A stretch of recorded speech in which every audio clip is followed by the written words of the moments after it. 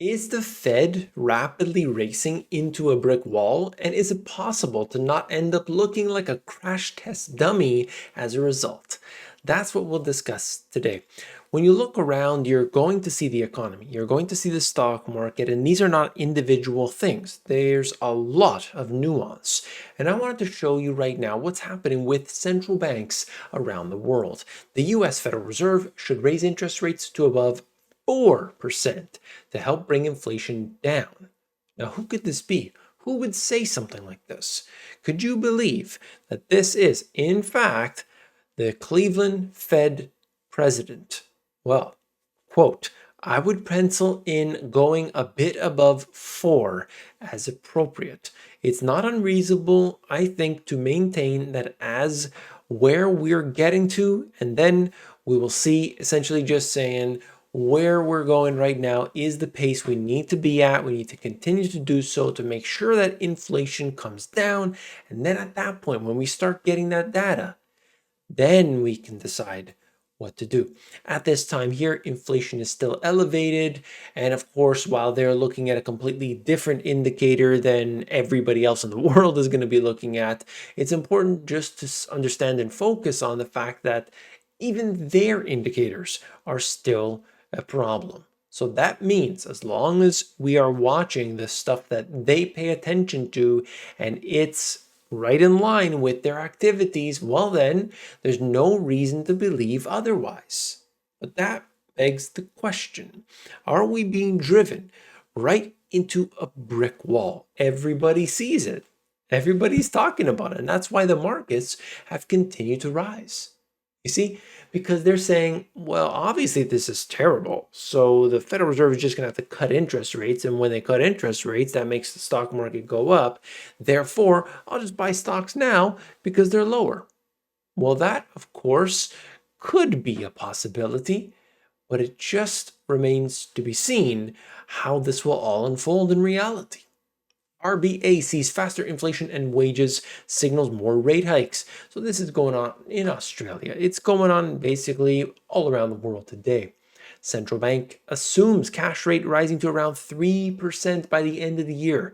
Unemployment seen falling to 3.25%. Look, you're watching the unemployment fall, you're watching you're watching inflation rates high.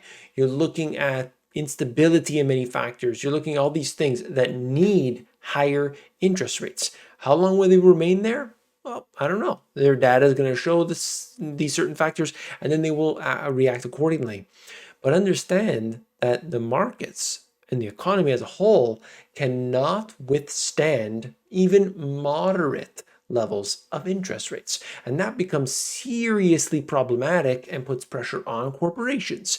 Nobody's shedding a tear for Walmart. Nobody's shedding a tear for Starbucks. But understand that as this rate rises, it puts a lot of borrowing pressure. A lot of individual companies are going to say, well, you know what? I was borrowing at 1% before. Now I got to borrow at 4%, 5%, whatever the number may be. I'm going to borrow less. That means I'm going to have less growth.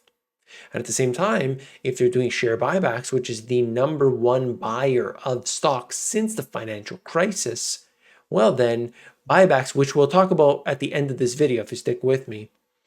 Well, what would happen if interest rates start to go up and you've got companies that have been buying into their own stocks from debt, not from, some cash laying around, although some companies do. The vast majority is being actually done with debt. Why? Because you're borrowing at super low rates. You just buy back your own stock, it goes up, everybody's happy. Bank of England raises rates by the most since 1995, warns of a long recession. Doesn't that seem odd to you? They're going to hike interest rates at the same time they know that we are going towards a recession. This is in England, this is in Australia, New Zealand, Canada, the US, name a country. They're basically all doing the same thing. Here we go. 50 basis point hike from the Bank of England, but also central bank forecasting a long recession. Has to be the most dovish 50 basis point hike ever. I thought that was very interesting, to say the least. And then you've got one country on the other end of the spectrum Basically, I shouldn't say other end of the spectrum, but way out on that spectrum, saying Argentina pledges end of money printing to battle 60% inflation. That's right, they're going to end what they've been doing. And I don't know if they're going to be able to sustain that for a long period because it's so easy to give out money, isn't it? To print money, to devalue currency. Well, the Argentina peso is not looking very strong today. Isn't that the case? And so we have to understand the effect of all of this. You're running right into a brick wall. And what happens when you see those videos of the crash test dummies and they get hammered in to that wall? The crash test dummies fly right through the window. And that's what happens. The economy is being driven in one direction. And you, the individual, you're sitting on the inside of that vehicle. And it's heading right into a brick wall.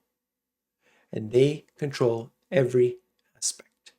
The central bankers are the most important factor. Now take a look here. By the way, are you subscribed yet?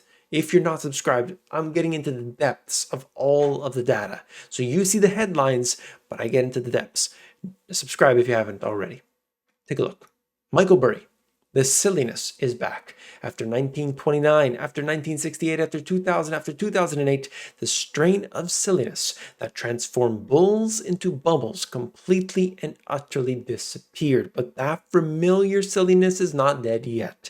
Like 2001 before Enron, before 911, before WorldCom, and all of the other instances we have seen historically way before, the silliness. I love the fact that Michael Burry is talking about this because this is exactly what I've said.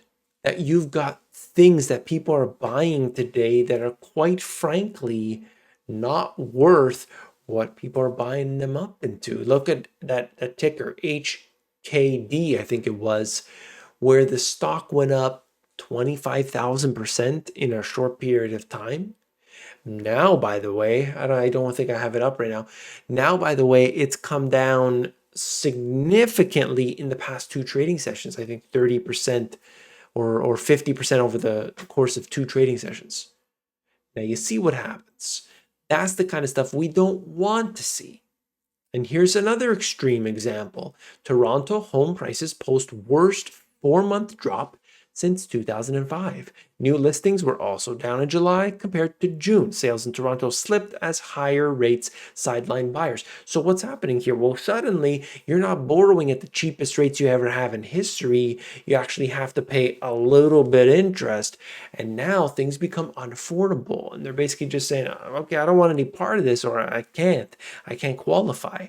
So now inventories are piling up and you got basically buyers saying, I can't do it. This is an extreme bubble situation. But when you raise interest rates, if you do it slowly, if you do it carefully, you take air out of the bubble.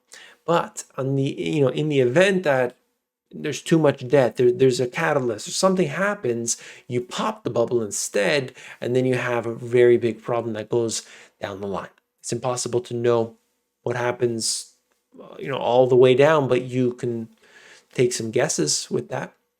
Elon Musk had this to say: making macroeconomic prognostications is a recipe for disaster, but my guess is that we are past peak inflation and that we will have a recession. I'm guessing here, this is total speculation, but I would guess it's a mild recession for, 18 months or something. And basically just says that if Tesla, this company here, has to buy commodities several months in advance, they kind of have an idea of where prices are at, and this is what he's saying. Who knows? But I'm not going to say, oh, Elon Musk said this, therefore it's reality. No, not at all. But it's just interesting to see somebody in this position talking about it. That's all. The Great Resignation could soon be the Great Sacking. And I wanted to bring this up right now because, as they mentioned in this article here, what we're dealing with today is a situation where people had all of the upper hand. I'm going to go to a new job. I'm going to ask for more stuff. I'm going to work from home every single day. I'm going to do this, this, and this. They had the upper hand. But now employers are starting to say, we're not going to hire as many people. We're going to lay off a few people at the same time. So now suddenly those employees, they don't have that same luxury or the same benefits, and things are really changing. So watch out as an employee what you're doing. Okay, this could be very risky to start jumping jobs right now at this time. Okay.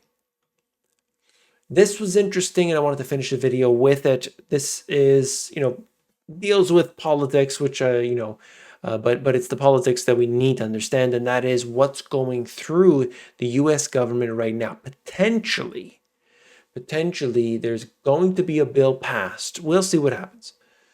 And they're going to add, there's a whole bunch of garbage in here, but this is the important part. Add a stock buyback tax. Now, so early, who knows?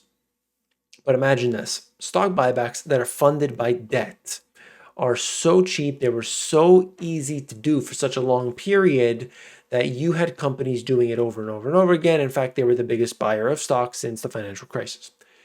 But what happens when you add a 1% tax on the buybacks? Well, suddenly it's not so attractive, is it? So then companies may be more reluctant to do so. And now suddenly you've got less interest in this overall, creating less of an effect because this boosts up stocks. So if that goes into play right now and it persists, and what happens with taxes, they always increase. So it goes from 1%, then it's 2%, then it's 3, 4, and 5. And so you kind of dim the effect that this could actually have on stocks. So I'm interested to see when you remove the low interest rates, when you remove the money printing, and when you created this incentive to buy back your own stock, well then things could look different down the road for equities in general. Maybe you don't get those growth years of 20% year over year that are just unbelievable. Well, that's my thoughts around what we're seeing today, running right into a brick wall. The central banks are doing all of this. The activities are not what they were back in 2020 or 2019 or before that.